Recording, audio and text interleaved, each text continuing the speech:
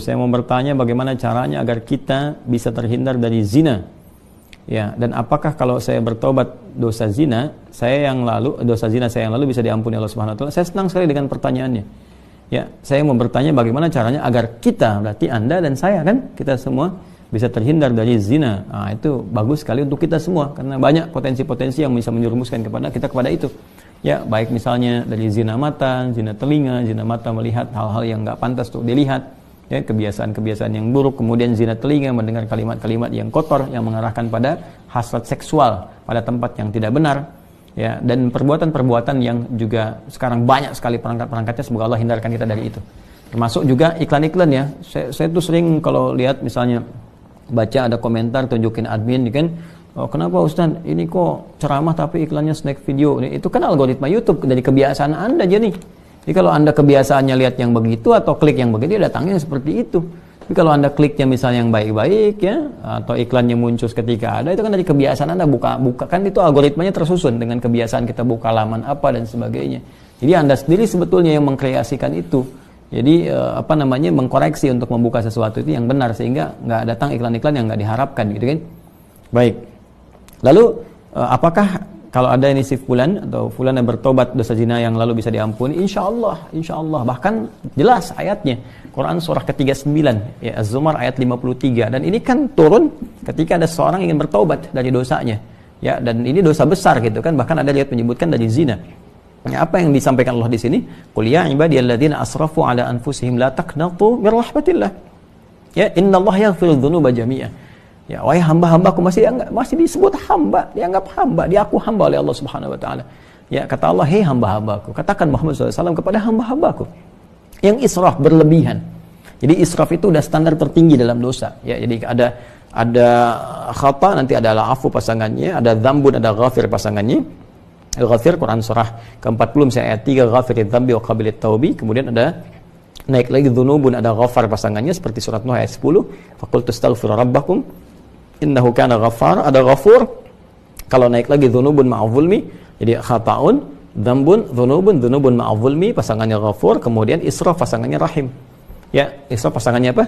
Rahim. Makanya disatukan di Al-Baqarah ayat 286 kan? Rabbana la tu'akhidna in nasina aw akhtana khata'. Rabbana wa la tahmil 'alaina isran kama hamaltahu 'ala alladziina min qablina. Itu dzambun dan dzunubun ma'adh-dzulmi. Rabbana wa la tuhammilna ma la taqata lana bihi, seperti israf. Wa'fu 'anna, al-'afwu, waghfir lana, ghafir, ghaffar dan ghafur. Warhamna, rahim. Nah, tingkat tertinggi ini dosa-dosa besar, seperti zina kan dosa besar. Yang membunuh dosa besar. Maka kata Allah, "Qul ya ibadiyalladzina asrafu 'ala anfusihim," hai hamba-hambaku yang pernah berbuat israf. Mungkin ada sebagian yang pernah zina, pernah membunuh, dosa-dosa besar, ya, pernah korupsi, mau tobat dan sebagainya. Masya Allah, ya, alhamdulillah dia mau tobat, mau kembali karena mungkin doa orang tuanya, doa sekitarnya, kesadaran dirinya, kan? Kemudian la taqnatu min rahmatillah, jangan putus asa dari rahmat Allah Subhanahu wa taala. Innallaha yaghfiru dzunuba jami'a. Allah akan mengampuni dosa-dosa itu seluruhnya sepanjang kamu mau tobat. Sepanjang mau tobat. Makanya Allah itu sangat menyukai orang-orang yang tobat dan berusaha kemudian kita mendekat kepada Allah. Dan Allah pun berikan jalan sampai titik terakhir dia, sampai nyawa di kerongkongan. Kan yang paling viral itu kisah Firaun kan?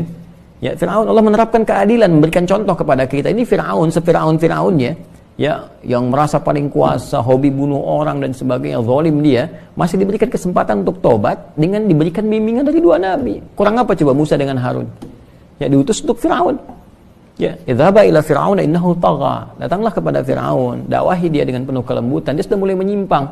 Jadi bukan masalah kekuasaannya yang salah. Kekuasaan silahkan berkuasa, nggak ada masalah gitu kan. Cuma ketika menyimpang dari kekuasaan, ingatkan, kata Allah. Diingatkan itu karena sayang. Kalau nggak sayang dibiarin. Ya, makanya kalau ada ulama bisa mengingatkan, ustaz mengingatkan, kita yang keliru dan sebagainya, nggak usah marah. Kan? Nah, kalau kebaikan kita terima dengan cara yang baik dan mengingatkan pula dengan cara yang baik. Karena kalimat Qur'annya faqul lahu qawlan layyina, katakan dengan cara yang lembut. Ya, supaya dengan kelembutan itu la'allahu yatadzakkaru aw yakhsha. Mungkin dengan kelembutan itu dia sadar, ya, ingat kembali bahwa keliru, dia khawatir, dia takut dengan Allah Subhanahu wa taala. Jadi Firaun pun dapat diberikan petunjuk oleh Allah dengan dua nabi, bayangkan, cuman dianya yang enggak mau.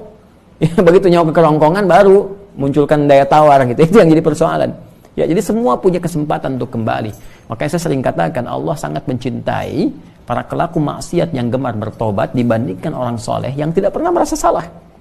Ya, jadi saya support teman-teman saudaraku ini atau saudariku, ya kembali kepada Allah, ya, dan tutup semua, jangan diungkap kemana-mana. Kalau sudah berdosa, taubat kita kepada Allah, minta maaf kalau terkait dengan hak-hak manusia. Setelah minta maaf, berbuat lebih baik terus dan lupakan itu semua, berbuat lebih baik sampai kita merasakan kebaikan itu nikmat dilakukan. Itu halawatul iman namanya. Itu tanda taubat kita diterima oleh Allah Subhanahu wa taala.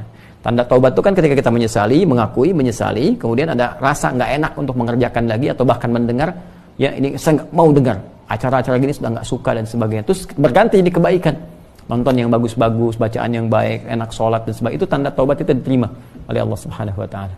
Ya, jadi di sini saya kira semua punya kesempatan yang sama untuk menjadi baik, untuk dimuliakan oleh Allah Subhanahu wa taala, dan tidak sungkan kita mendoakan setiap orang termasuk diri kita sendiri, yang untuk selalu berusaha ya, konsisten pada nilai-nilai